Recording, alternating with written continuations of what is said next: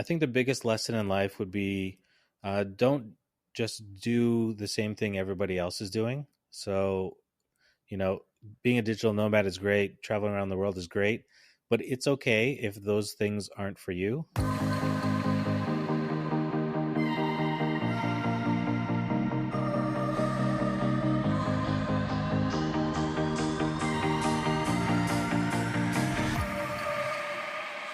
You don't have to wait until you reach financial independence to start enjoying your life. You can do that much earlier and start living a life that you love and that's true to you. Welcome to Freedom Before FI. Using FIRE and life design techniques, we help you create freedom on your way to FI instead of waiting until you're retired to do the things that light you up. I'm your host Greg, a FIRE movement and life design enthusiast. If you're itching to get freedom now, then let's do this.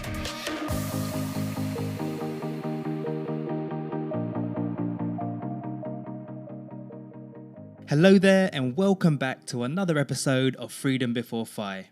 Now on today's show, I'll be speaking with Alan, who's the host of the YouTube channel Bohol is Awesome. And over the years, he's been showcasing the beauty of his home island and being the hub of information for visitors and expats alike. Other than being a successful vlogger, he's been a digital nomad for about 12 years, working remotely in different countries. He's also an entrepreneur, building businesses with his wife. He's half Canadian and half Filipino and just an all-around really cool guy. What you learn on this show is how Alan managed to find freedom on his journey through things like location independence as a digital nomad, reducing his expenses on the road by getting free accommodation, and he'll explain more about that on the show. And actually that's also helped him to pay off his debts. You'll also learn about how he deployed geographic arbitrage by living in the Philippines in Southeast Asia, but being paid in Canadian dollars. Talk about living the dream. Now, it doesn't stop there because as a bonus, he also talks about negotiating a part-time role to find even more time freedom to spend more time on other passions. I really hope this episode inspires you and that you learn a lot from it. So let's get into it. So Alan, welcome to the show. Really happy to have you on. Thank you very much for your time. Excited to hear about your story actually because, well, two things. One, you've got an awesome story. And secondly, obviously we know each other. We're friends, met through a mutual friend kind of hit it off from there. So, that was my side of the story anyway. Yeah, no, thanks for having me. It was great that we got to meet. It was sort of, I guess, still during the pandemic, a little bit after, but there were still no tourists here in Bohol, in the island where I'm at. And you came over here. We had a mutual friend introduce us, and we got to hang out. And we ended up spending a lot of time together, getting to know each other and exploring the island, which was really cool. So, thanks for having me on. Yeah, thanks, man. And yeah, that was an awesome time. Like, literally, the whole island was so quiet. There was hardly any tourists. We were just swimming around in the beaches with hardly anyone around, and yeah, man, no, that was fantastic. So yeah, living the life. Indeed. So obviously, as I said, you've got an awesome story. But like, before we get into that, just quickly, like, just for listeners who don't know you, can you just do a really quick introduction about yourself, maybe a bit about your background, and just what you're up to at the moment? If that's okay. Sounds good. Yeah, for sure. So, I'm Alan. I'm from originally from Canada, grew up there. I've been living here in the Philippines probably for about 5 or 6 years, but I've been on the digital nomad side for, I would say, closer to 12 plus. I can't remember how many years it is now, but I've been doing it for quite a while. Before we were even called digital nomads, but it was right after the 4-Hour Workweek book that came out that I'm sure everyone listening has read. It was during that time that a friend of mine and I, we started making steps to sort of go that route. And I'm sure we'll get into it more, but that turned into, years of travel.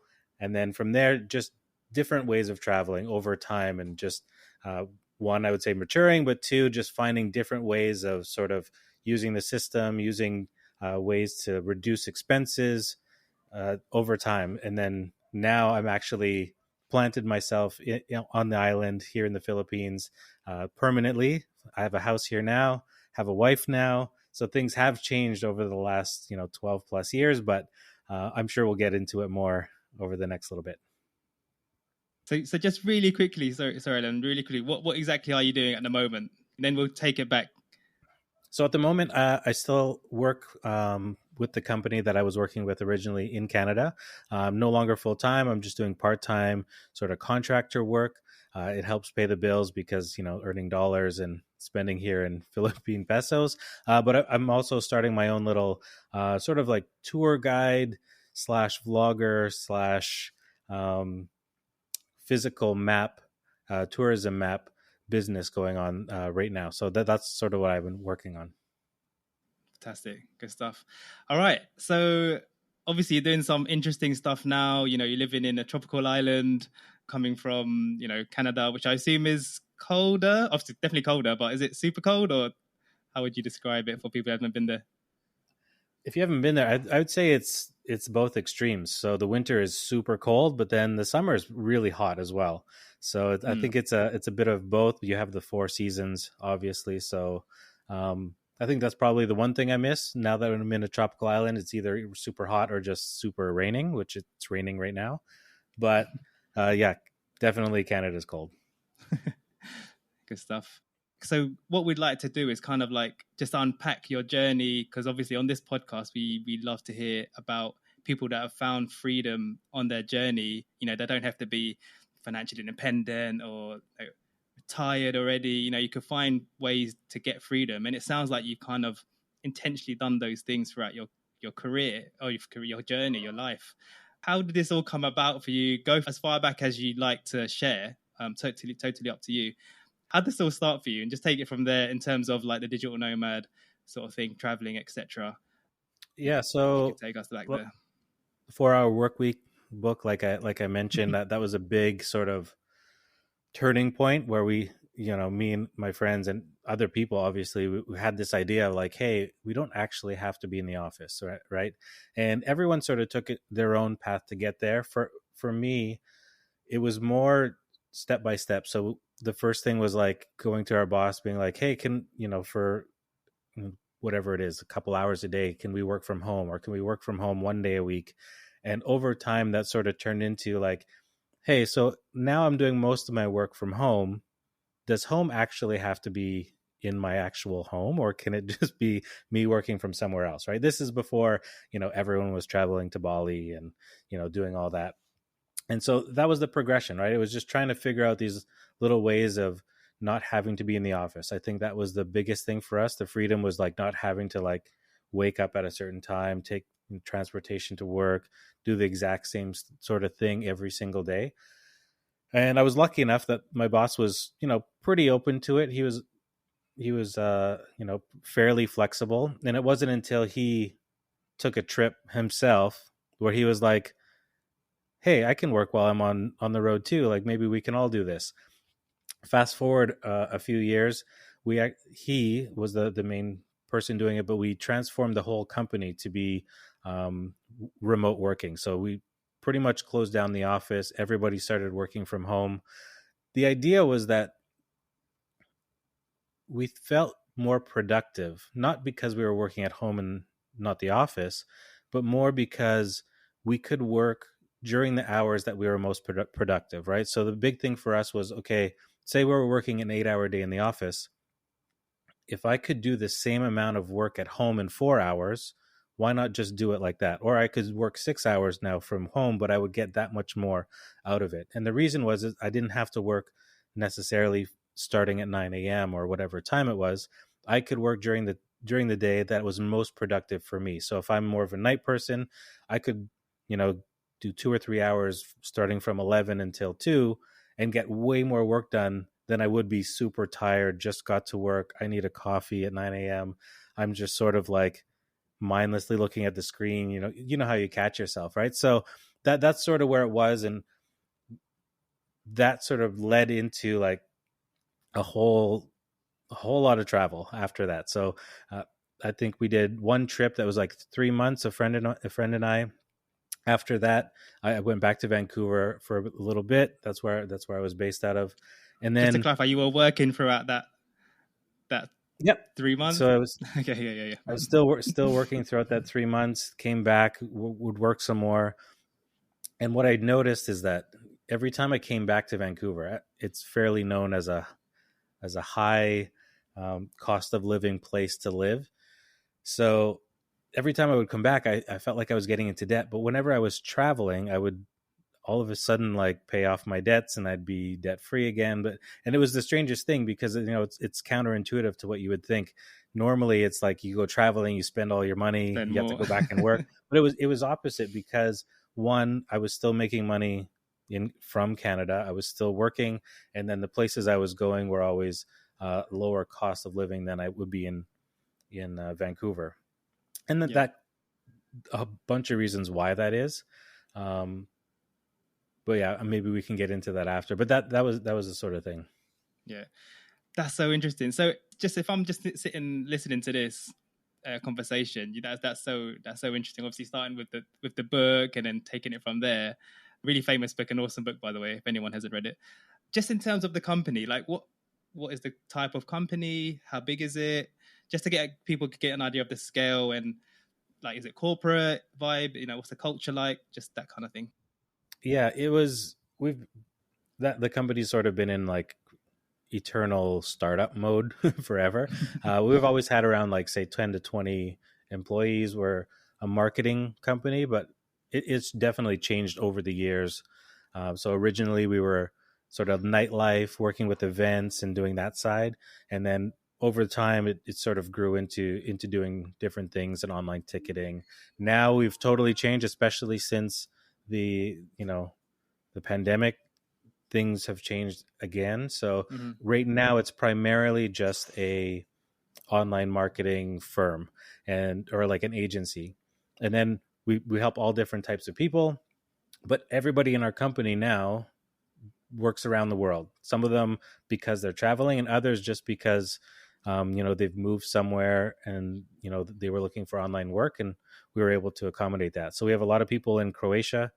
We have a bunch of people in Argentina. A lot of them, or maybe half of them, are even like Americans and Canadians and Europeans that are just living there. We have people here in the Philippines. I'm an expat living here, but we also have Filipinos that are working for the company. So just a little bit of sort of around the world. There's a bunch of other countries I didn't even mention, but I think that's the cool thing. If you are sort of a side tangent, but if you are, starting your own company, you can find really great talent all over the world, and it doesn't have to be necessarily all in one location. Oh, fantastic. Yeah. Sounds great. So I like how you said like the company was perpetually in startup mode because that kind of lends itself to doing radical things. There's no like set major strict policies. I'm Hmm. assuming. Exactly. Yeah. Yeah. And then obviously it's a gradual move for your boss to kind of let you guys do that, and then that's how it kind of came about.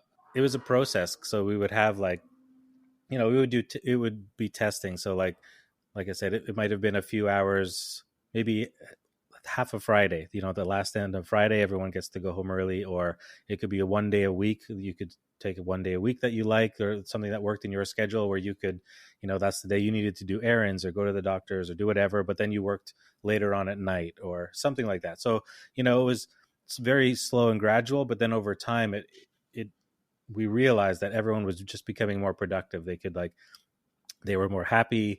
They could do things when they were the most motivated or they had the most brain space, and they could just work on it that way. Sounds very very progressive. um, so from the point where you like literally started doing like remote work with the company, how long were you in the company since?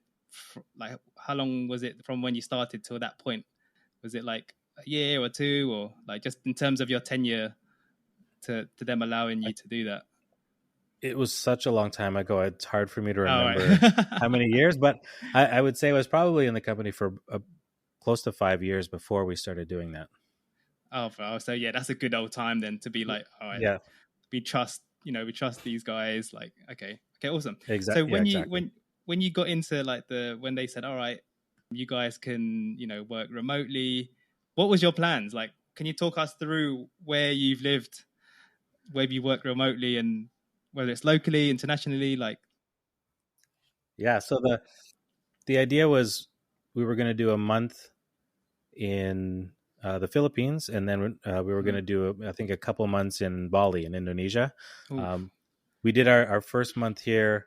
We went to Bali, and I ended up not liking it as much, but my friend did like it. So we ended up staying, and I came back to the Philippines, and I did the rest of the 2 months there before going back to Canada. So I was still at the time renting a place in Vancouver, and I would just go back to that place. I didn't have to find a new place every single time. But every year I would probably do 3 months in, 3 months out, 3 months in, 3 months out. And I did that probably for a couple of Wow. couple of years until I realized that I didn't want to keep paying the rent. And I just enjoyed traveling so much that I just decided to sell everything I had and just go on the road just with a backpack. Um, and just see how it goes. I actually had luggage too, but luggage in a backpack and just go and see how long it would last. And that sort of went for a few years, and I would still come back, to see family, to see friends, and I'd come, just live at family's places or something like that.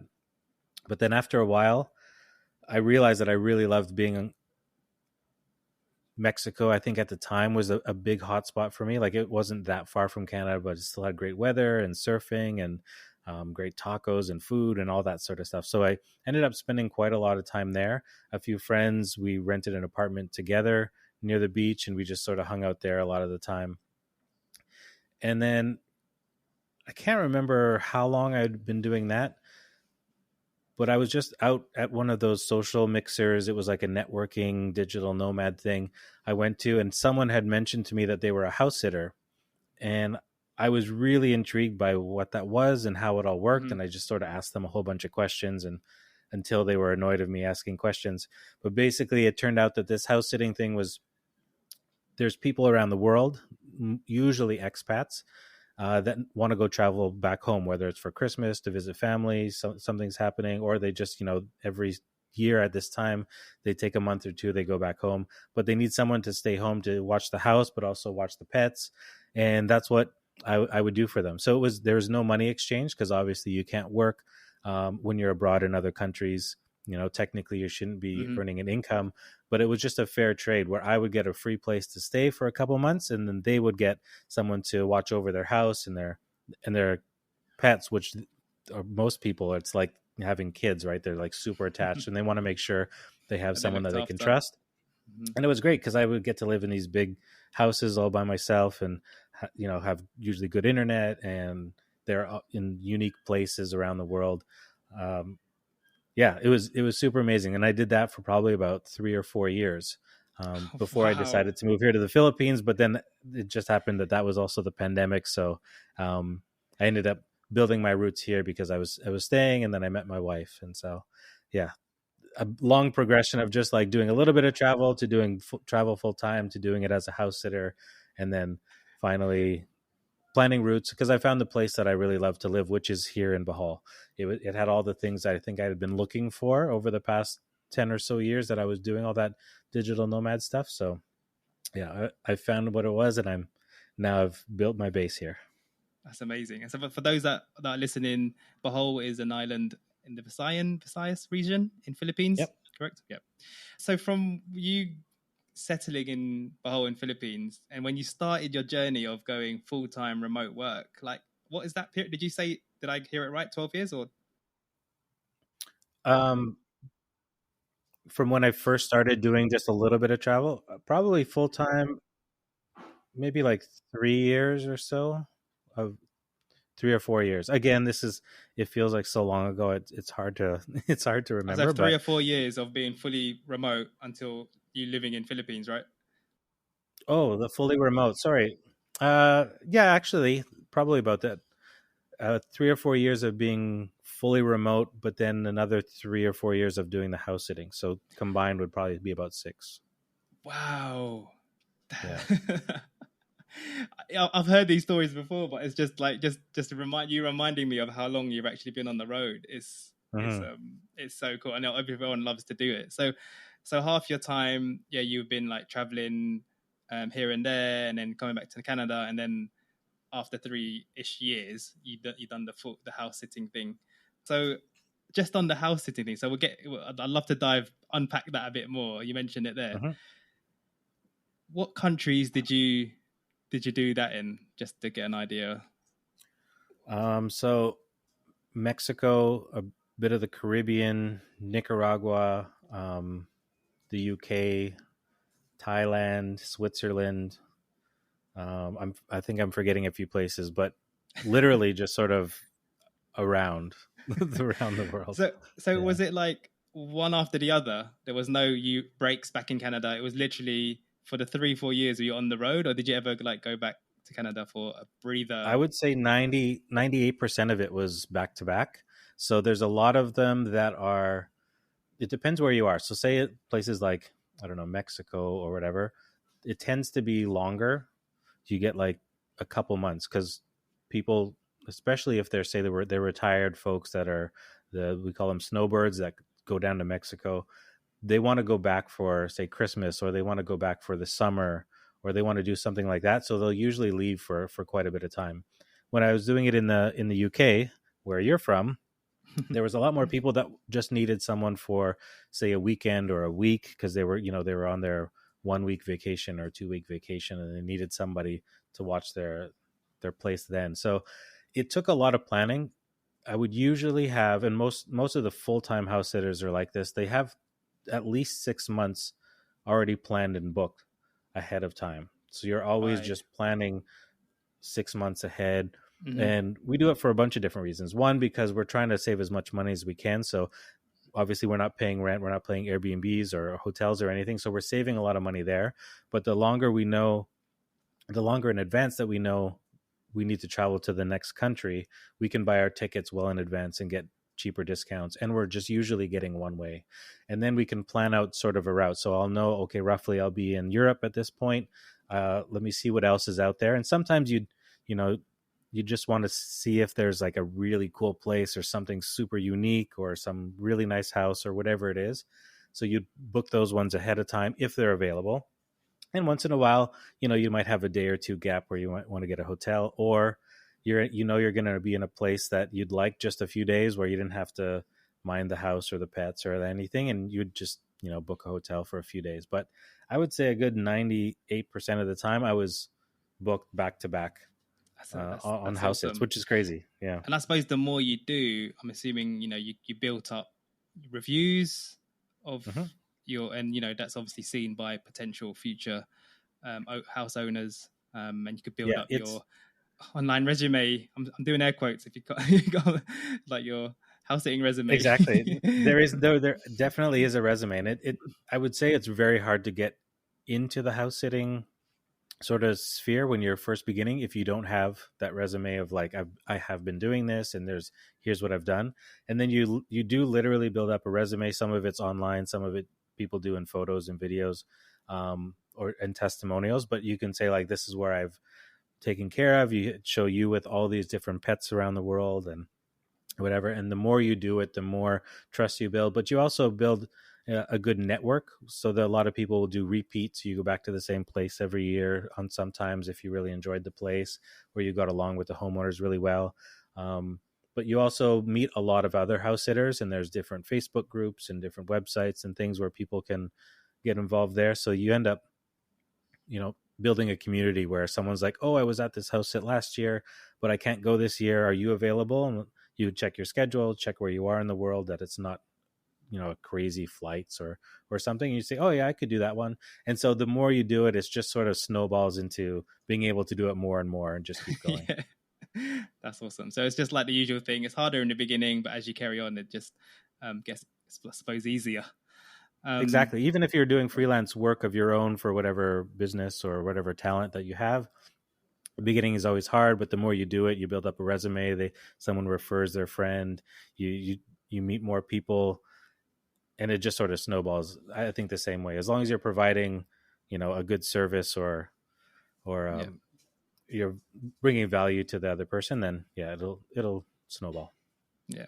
Because I've actually experimented with house into myself. I think before my first sabbatical in 2017, I went on a year sabbatical, but as part of like a travel hack to try and reduce costs, I experimented with going on this site called Trusted House Sitters. Is that Yep, yeah.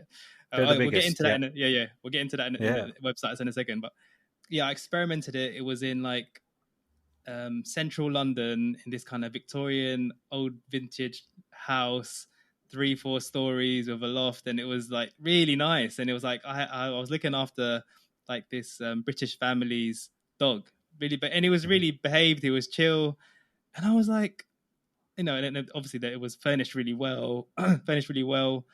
And I was there for like 2 or 3 nights, and they had like good internet, and they were like, "Oh, just help yourself with the fridge, just help yourself to the fridge, just eat whatever you want to eat, and just order what you want to order." Yeah, they were lovely, and then I was like, "This is amazing!" I'm just like chilling in this like massive house, all to myself. I had to feed a dog, obviously look after the dog, feed him a few times, but he was really chill. Obviously, I'm assuming there must be some people with different experiences depending. But yeah, I thought it was amazing, and yeah, so it's a great sort of hack. Just on Definitely. websites and stuff. If someone's like thinking about like doing it, what resources, websites are you able to that you're able to share? Yeah, trusted house sitters. I would probably say is they're the biggest. They have the most available house sits, so that way you can go in and check out what's available around the world.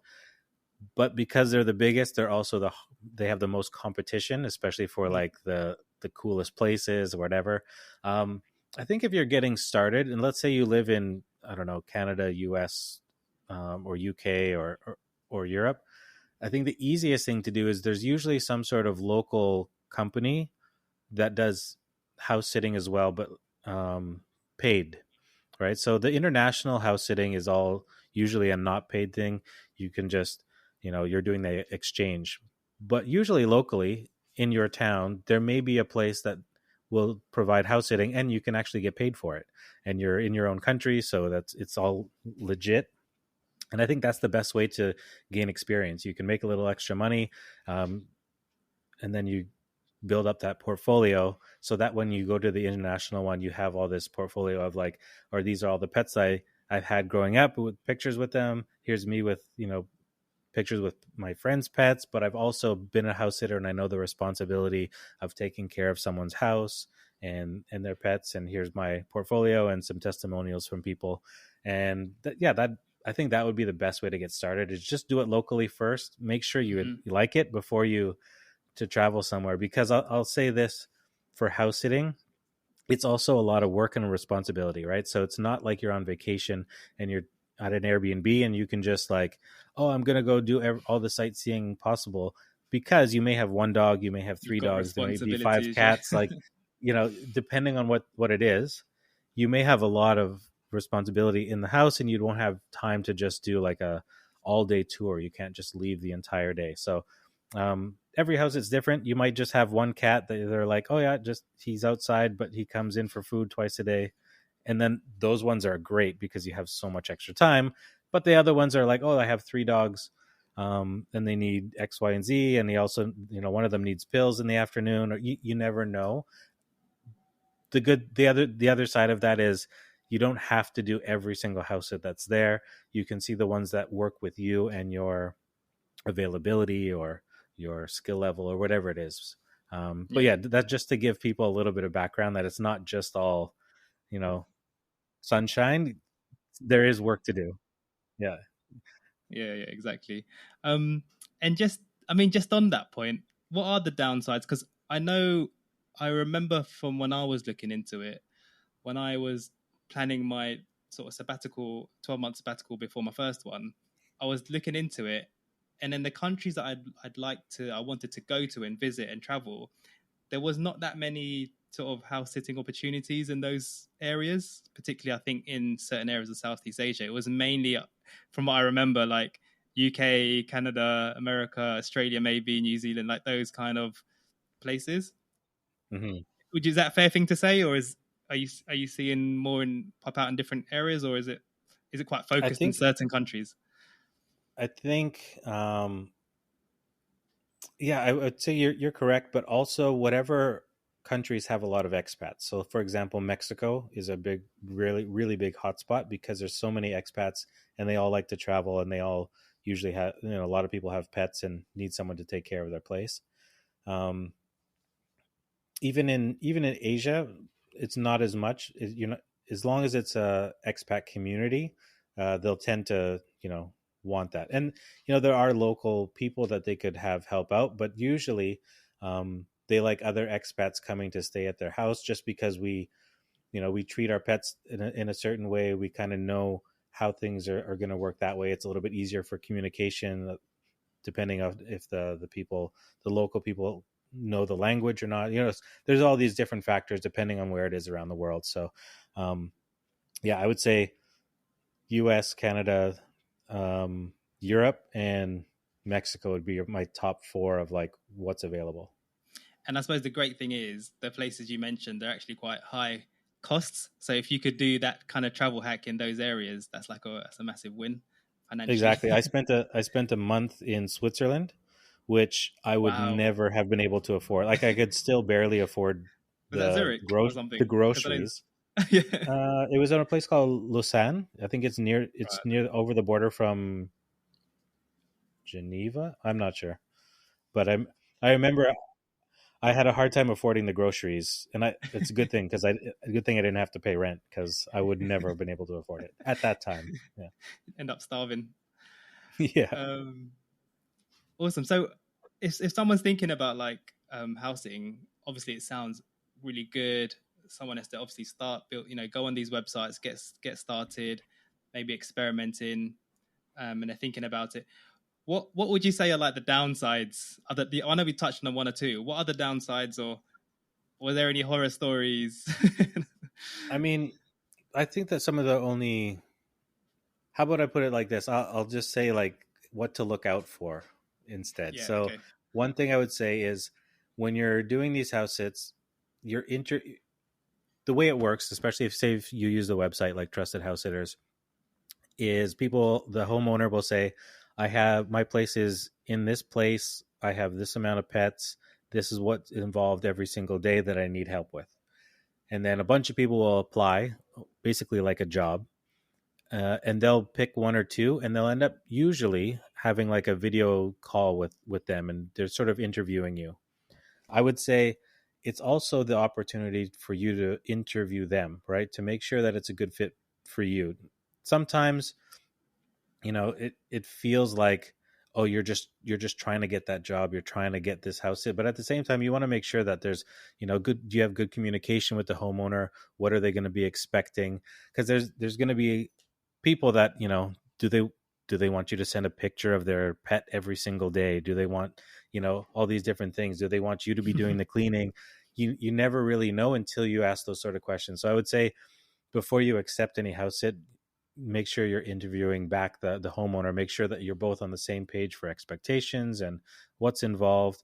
And then from there, I think it's usually pretty good. You'll be able to figure those things out. Other horror stories, I think just the maybe the house wasn't exactly as it was pictured, or it wasn't as clean as it was pictured in a You got uh, catfished. yeah, slightly. I've had a couple of those. For me, I was a single guy traveling. I can deal with it. But there's a lot of house sitters that are families or couples or retirees or whatever it happens to be. It's more of a couples thing normally. So yeah, for me it wasn't a big deal. But I know for some people, and if you're the type of person that's not good with things that aren't super clean, make sure that's something you're talking about, because it has happened where you show up at a place and you know it's definitely not as you thought it would be. Other places, just to make sure that we're putting both sides, other places were more amazing than I thought they were going to be. So there's always that. You just have to have your expectations in the right Swings and place. same with roundabouts. Yeah. same with an Airbnb. Sometimes you show Mm, up and you're like, oh, that is what's in the picture, but it's not quite what I thought it was. Same idea. got it. Awesome. So I'm just taking it a step back again. So what the one scenario which you went on, which is you're traveling for 6 years, doing house sitting for half of that.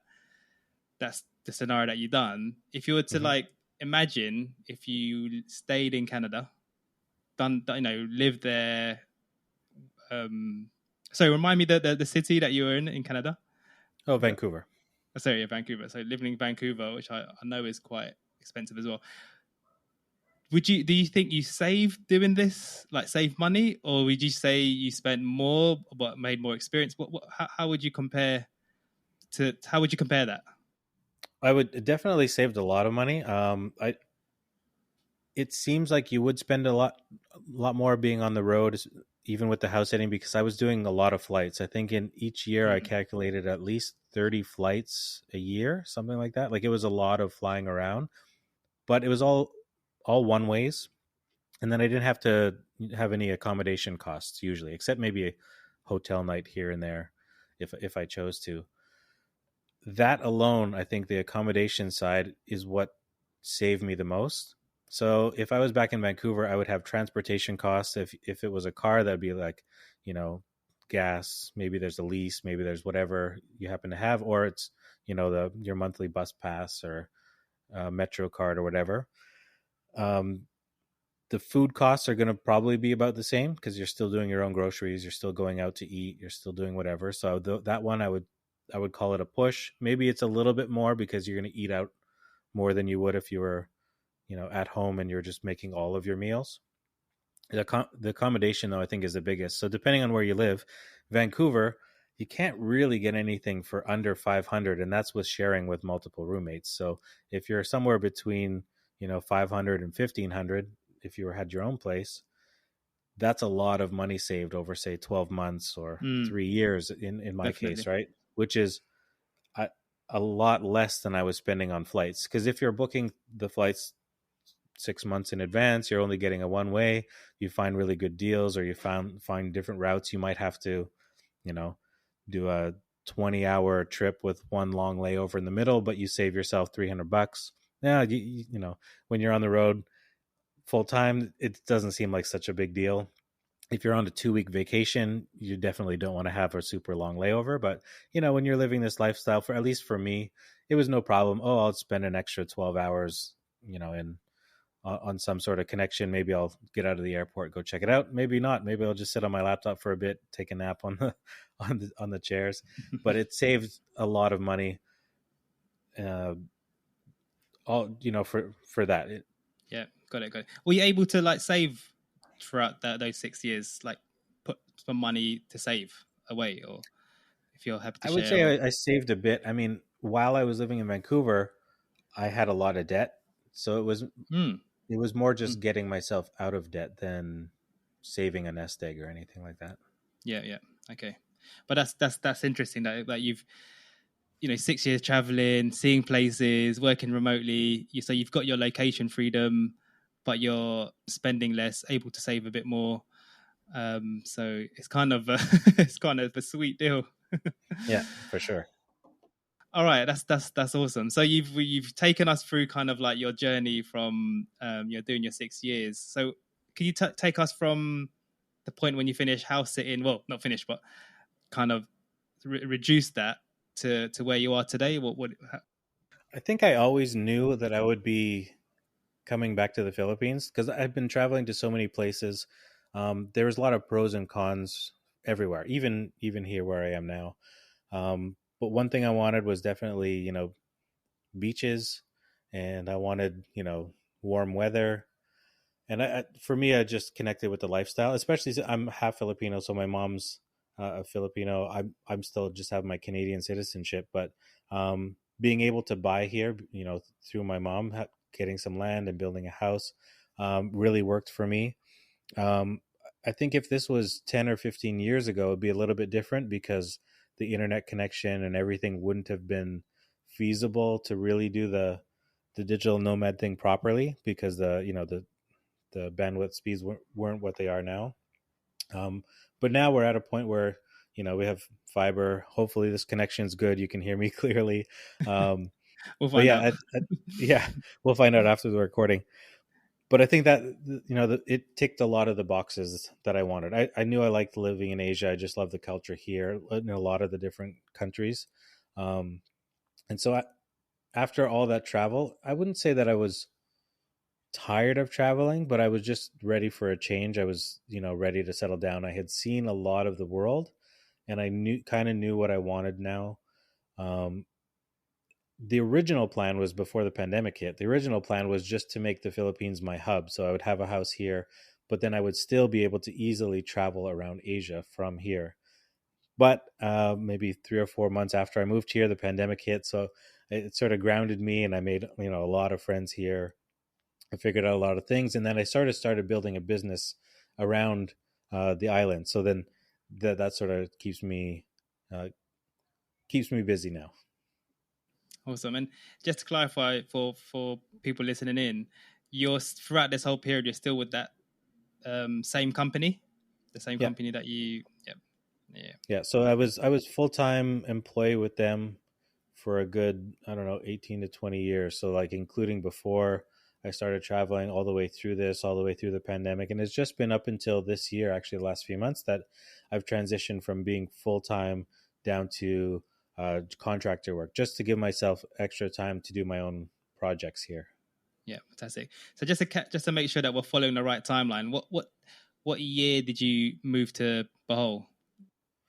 2019 2019. Yeah, yeah. So just in October, and then so just just a before the few months pandemic. before. Yeah.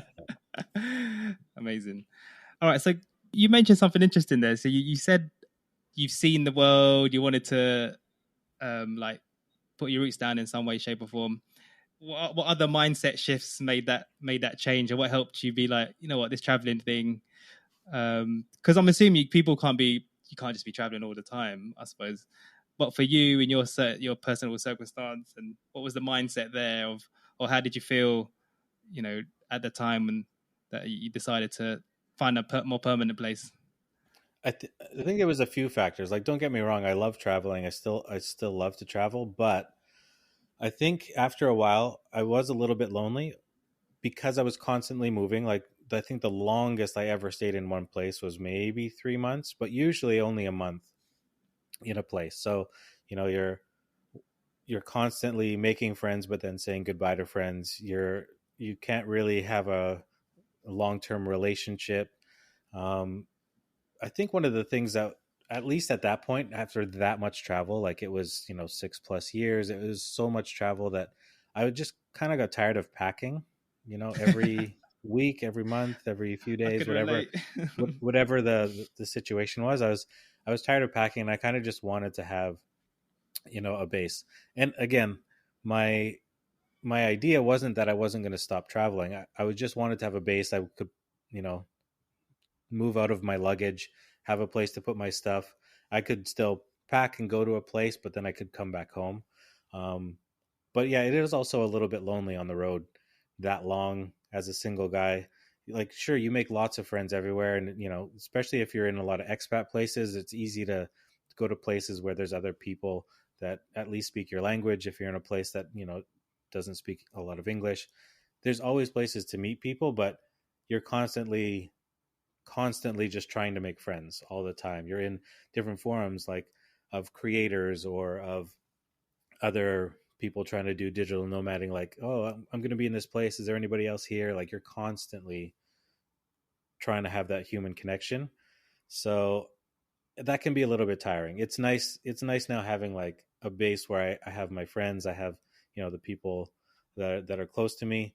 But I have the best of both worlds, where I still feel like I'm traveling a bit because I don't live where I grew up, and I'm on a tropical island and I have beaches and all this sort of stuff. So I feel like it's a good balance. And I can relate as well, because when I was doing my travels and my sabbaticals, you're absolutely right. Because you're traveling, you meet people in same boats as you, whether it's in, yeah, as you said, like meetup groups or hostels, and you're in the same boat. You're obviously traveling, or maybe you connect with the same kind of, whether it's a digital nomad thing or certain topic. But because everyone's kind of traveling, you're all crisscrossing in different places, and like you meet people, you're like you click because you're doing the same stuff. But everyone's traveling. Everyone's like, oh, I'm in a few days, I'm going to be in this country, and you're going to be doing something else. So it's like you meet, you get on really well, and you're in a different country, and the vibe is different. And then it's like, but in a few weeks or days, we won't see each other. So it's actually it's interesting, isn't it? It's that I think easy it's to one of make those. a connect, but then you don't see each other for a while, or never see each other ever again. It's almost like, especially if you're in a heavy expat digital nomad community, you find that you're almost every day someone's new is arriving, or you meet someone new, but Mm, someone is also leaving. So like yeah. it's almost always like that because everyone's on different schedules and going to different places, or you're, like you said, crisscrossing, and there's almost always someone leaving and coming every day, every week. You know what I mean? So yeah, it's a different, and I can understand that it's not for everybody. Like the full time travel, like it sounds great, but it isn't until you're in it for 3, 6 months to a year to know if it's something that you want to keep doing for an extended long term period, because of that loneliness. There's a lot of people that need that connection, or you just do it a different way, or you travel with friends when you do travel, or you and your best friend are always going to the same place if you need that other person, or if you have like a significant other, wife, girlfriend, boyfriend, whatever it is. Yeah. um yeah, it depends on your personality.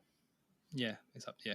Yeah. Agreed. And yeah, you could stay places a bit longer if you'd like for that bit of stability. i But yeah. think i think at the beginning too, like the first couple of years, like I said, I was doing the 3 months traveling, 3 months back home.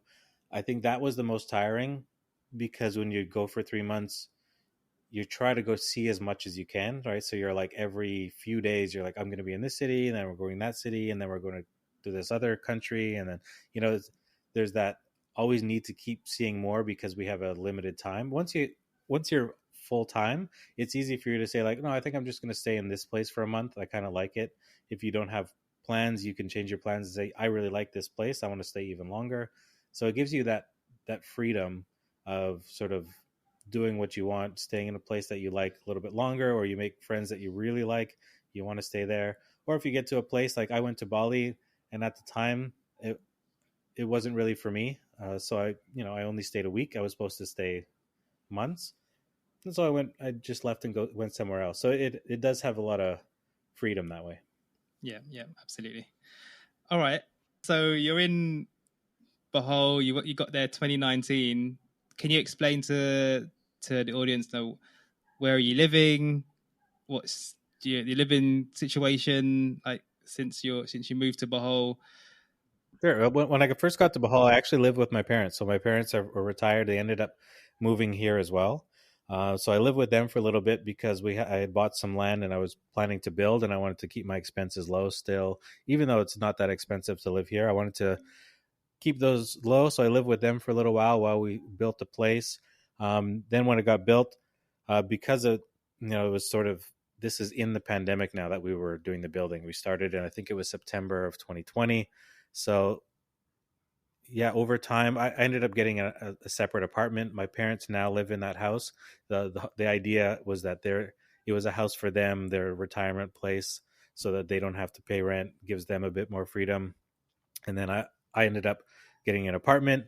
Once in a while, I would go back there, just to make sure I'm taking care of my parents, and they're getting on the older side. And then now I'm married. We rent a house with my wife, and we have our own dance school here, and then all the tourism stuff that I'm working on as well. It's amazing. All the things that you're doing, there's so much to unpack, but I might just keep that for another time. There's a lot to dive into that one. But that one thing I do want to touch on, which you just kind of alluded to, was this whole thing, and Tim Ferriss talks about it a lot. It's just this geographic arbitrage. So just to really quickly recap, he talks about travel hacking, we doing your house sitting. He talks about you finding freedom during doing location independence. That's your digital nomad thing. And now you're kind of doing this sort of geographic. So if I can get my words out, geographic arbitrage, which is basically living somewhere with a very low cost of living, but earning, some might say, a high cost of living job. Let's say earning Canadian dollars in a low cost of living area. So can you speak about that in any way, shape, or form? Benefits, pros, cons about getting a salary in a different currency, and what that's like in a tropical country in Southeast Asia. Sure. I mean, I was very fortunate that I was able to do it with the company that I was already working for. So for me, it was easier that way. I had the stable income. I know that for some people, it's going to be a little bit harder because they want to like leave their job, find a job that they can do as a digital nomad. Um, I think I think for the pros, obviously the your money just goes a lot farther, right? So every dollar earned back home might not buy me anything, but it will buy me more things here. So that I think that's a fairly obvious one. I think the downsides are, um, I would say for the downsides, especially if you're not in a company that is um, secure and where they know that you're going to be traveling, they're all for it. I think one downside is that if you're doing contract work, you just never know if your job is going to be going away the next month. So it's a little bit harder to plan too far in the future because you need to make sure that you do have that income coming in. Because once it's gone, the money that you do have saved, or if you don't have any, like it's going to dry up. So I think there is a big risk there, and you have to be ready at any point to say, okay, I just have to go back home and get a place to stay, if it's with family, and I'm just going to have to get another job, or you can do your best to try to find more online work. But I think that's a fairly big risk. You never know what's going to happen. Same with the pandemic happened. You may have to go home. You may have companies downsize because of different things. So there is that sort of worry. Maybe it's a small worry, but that worry is always in the back of my head.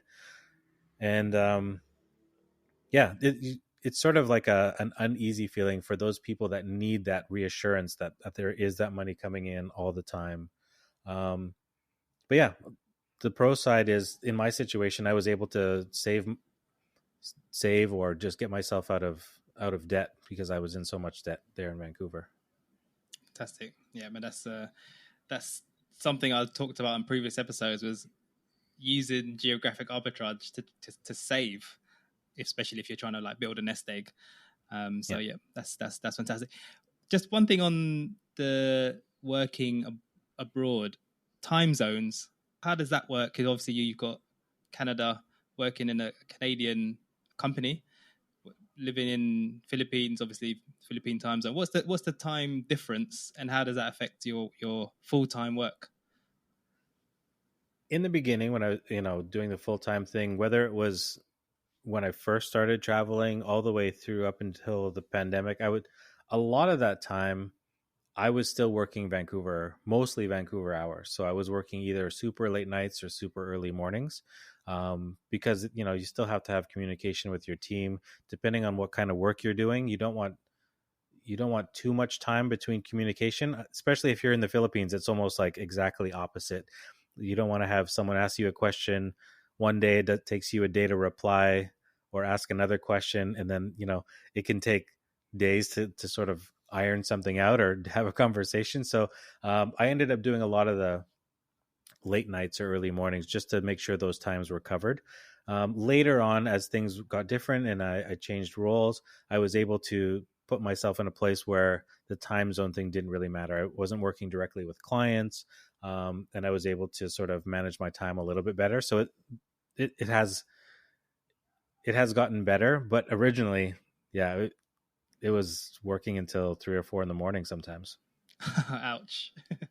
So I suppose just that's one of the things you just have to, comes with the territory, isn't it? To get that sort of Yeah, I, freedom. I just I just figured it was my travel tax. That's what Yeah. that's what I had to pay to be on the road, and hey, it's okay. I like that. Good stuff. All right. So there's one thing I just wanted to touch on before we move on to the quick fire round. Sure. And you touched on it in the beginning. I know you've only done it recently. It's around the part time work.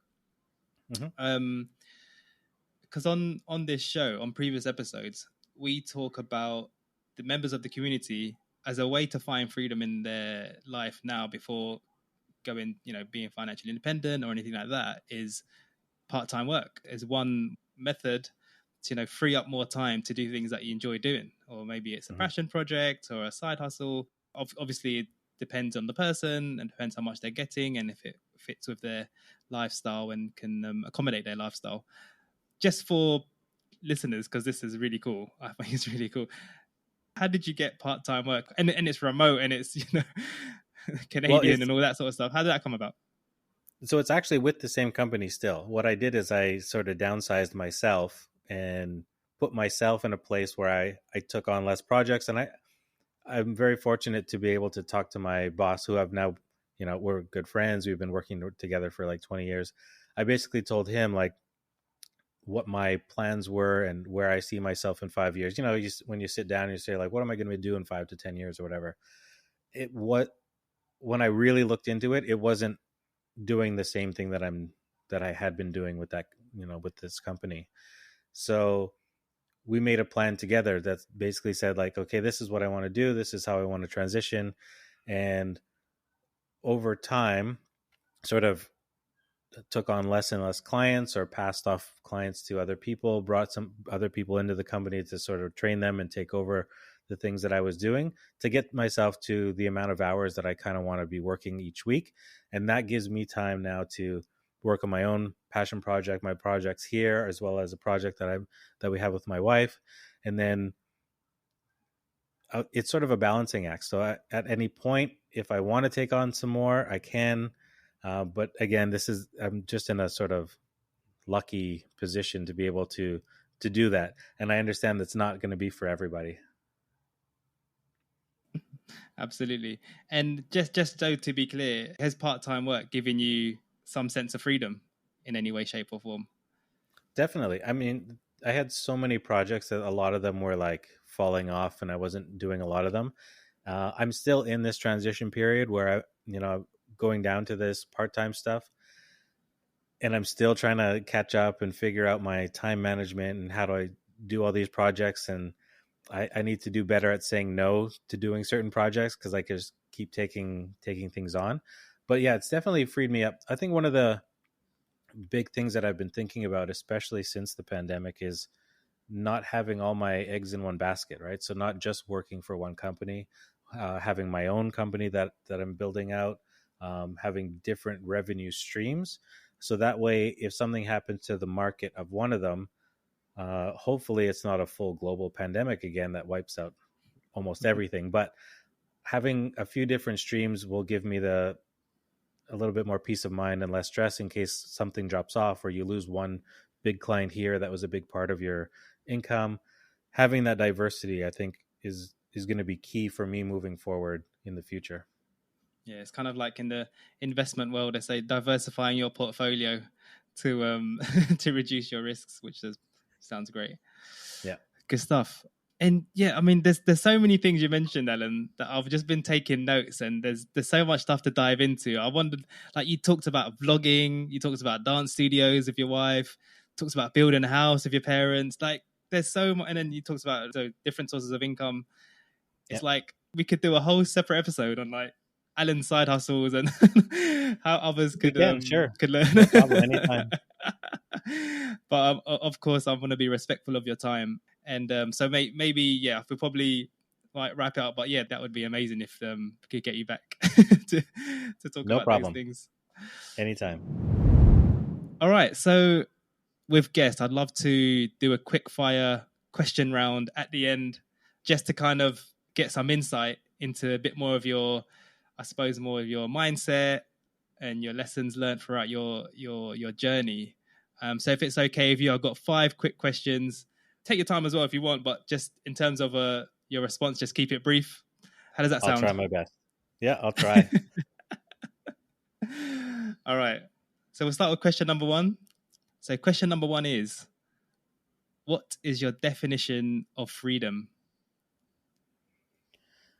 I think for me, the definition of freedom doesn't have anything to do with the money. It's just living the lifestyle that makes you feel the best and makes you feel happy. I think that for me, that's all about mindset and less financial. Yeah, agreed. Nice one. The second question is, what's something you wish you'd done 10 years ago? This is very specific to me, but 10 years ago, I wish I started my YouTube channel. To see how YouTube blew up. I wish I would have started earlier. I had thought about it for years and years, and I just never pulled the trigger. I wish I would have started earlier. Okay, can you just share what that channel is, just really quickly? Yeah, so the channel is called Bohol is Awesome. It's about this island.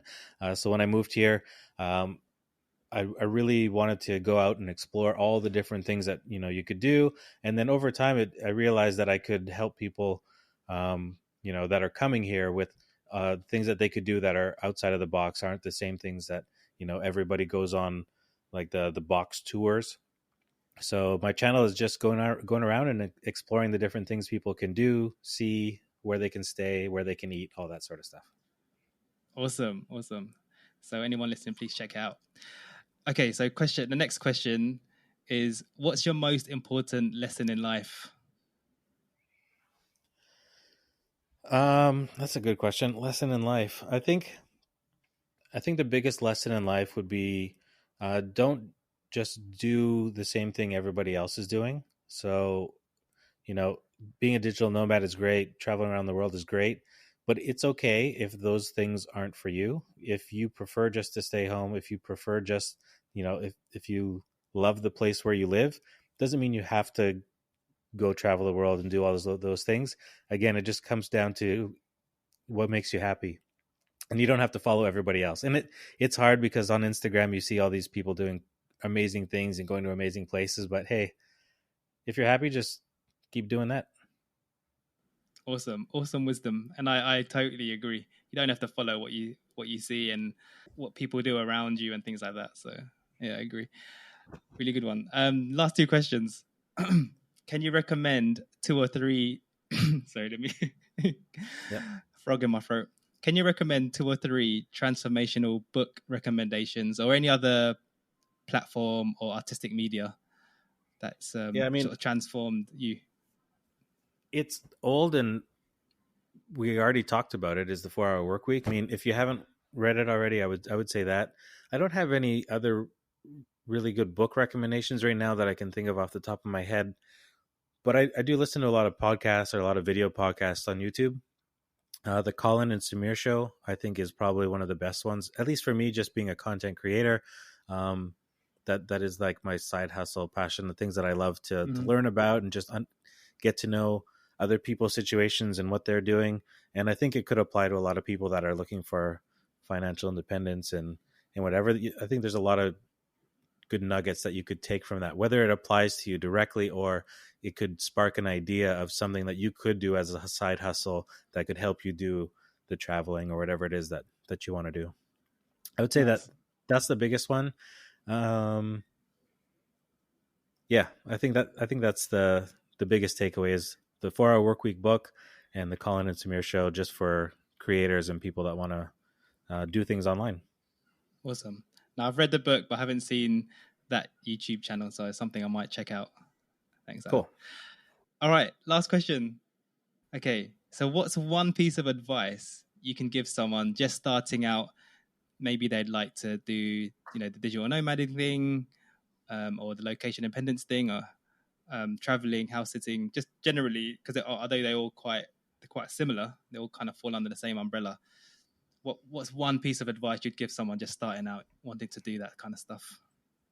If it's just one piece of advice, I would say uh, You could add more go if you want. slow. Yeah, I would say go slow. You don't have to right away just sell all your things, travel, with a backpack for a year. It's okay to just like test it out, even if it's for say 2 weeks or a month or something. Travel as if you were doing it, so it would give you that experience of like how it would work working remotely, internet connections, or working from a different place or a different time zone, like you mentioned before. Do it slowly. Just make sure it's something that you want to do first, or you can figure out the way you like to travel. So, you know, some people like to some people like to just stay in one place for three months, like I mentioned before. Other people, they actually enjoy moving around every 3 days and seeing something new, and they love that hustle sort of on the road feeling.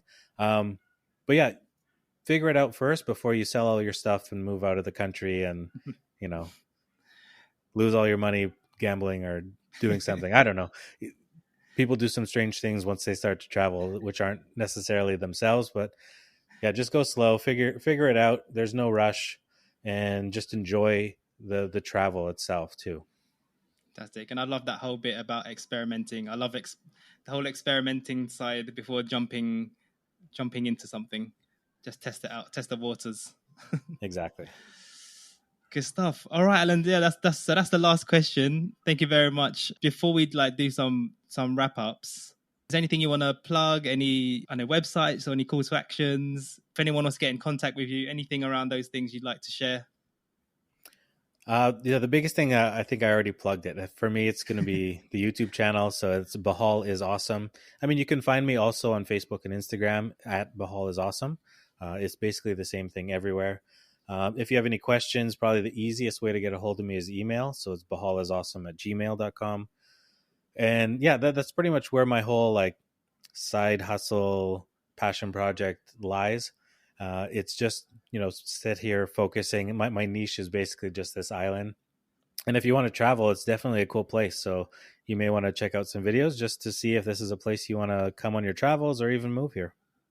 Yeah, I mean, Alan knows this because I've been to Bohol a number of times and I've gone around with him, and Bohol is absolutely amazing. And Alan's got some really cool like content, and like his video, his storytelling, his editing it's just really engaging. So yeah, please please check it Thanks. out. And if anyone does have any questions of anything that Alan talked about today, you could just message him, and I'll put his contact details in the show notes. All right, Alan. Awesome. So thank you very much for your time. It's been really interesting, actually quite fun just listening to to your story. So yeah, thank you very much, and hopefully we'll catch up on another episode. Awesome. Follow up. Thanks, Greg. Thanks for having me. Appreciate it. And we'll have to do it again. There's a bunch of things we didn't talk about yet, but I think we've already been talking for over an hour and people might be bored of my voice. So let's do it again another time. All right. Cheers, man. Thanks. If you think this episode would help a friend, please don't hesitate to share it with them. The show notes can be found at freedombeforefire.substack.com. If you have a question or want to connect, feel free to send me an email at freedombeforefire@proton.me. That's freedombeforefire@proton.me. If you found this show useful and want to be notified of future episodes, you can follow us on Spotify or Apple via the show's main page or on whatever app you're using right now. And lastly, if you've just learned one good thing that will help you in your journey and you want to help us out here, please do leave a 5-star rating on your podcast player app. If you're using Apple Podcasts, you can even leave a nice review by scrolling to the bottom of the podcast page. That would help us out loads.